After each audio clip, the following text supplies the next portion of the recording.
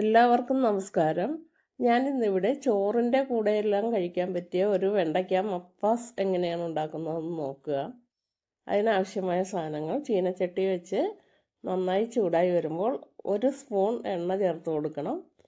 അതിലേക്ക് 1 സ്പൂൺ കടുക് ചേർത്ത് നന്നായി പൊട്ടി വരുമ്പോഴേക്കും അതിലേക്ക് ഇഞ്ചി, കറിവേപ്പില, പച്ചമുളക് ഇത്രയും ചേർത്ത് നന്നായിട്ട് ഇളക്കി കൊടുക്കണം. നന്നായി ചൂടായി വരണം.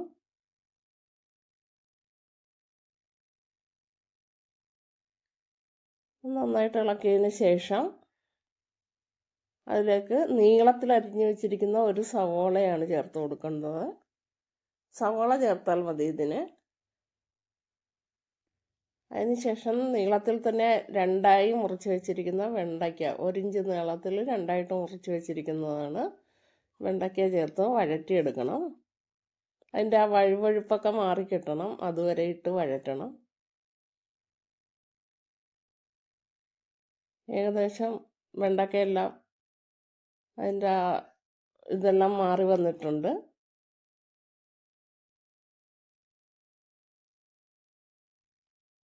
ഈ സമയത്ത് 1 സ്പൂൺ ഉപ്പ് ചേർത്ത് കൊടുക്കാം.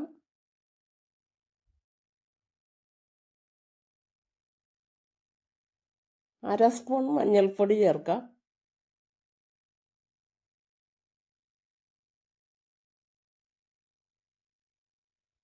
കുറച്ച് ഗരം മസാല ചേർക്കാം. അര സ്പൂൺ ഗരം മസാലയാണ്. ഇനി നന്നായിട്ട് വഴറ്റാം.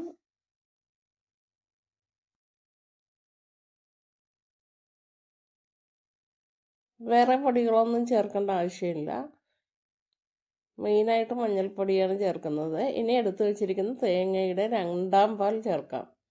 ഈ 2ാം പാൽ ചേർക്കുന്ന സമയത്ത് വെള്ളം ചാറ് എത്ര വേണം എന്നുള്ളതനുസരിച്ചിട്ട് ചേർത്താൽ മതി.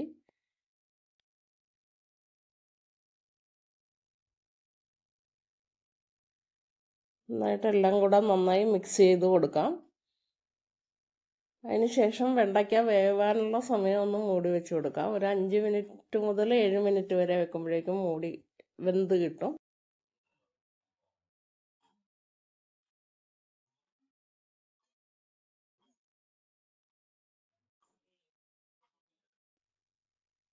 അഞ്ച് മിനിറ്റിന് ശേഷം ഞാൻ ഇത് തുറന്ന് നോക്കുകയാണ്. ഇപ്പോൾ വെണ്ടയ്ക്കയെല്ലാം വെന്തിട്ടുണ്ട്. ഈ സമയം നമുക്ക് തേങ്ങയുടെ 1ാം പാൽ ചേർത്ത് കൊടുക്കാം.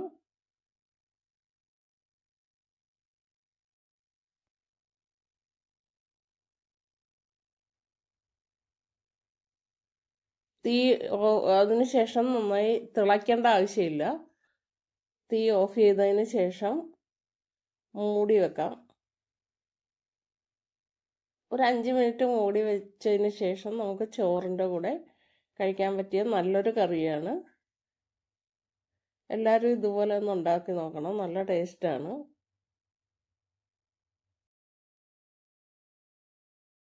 Thank you.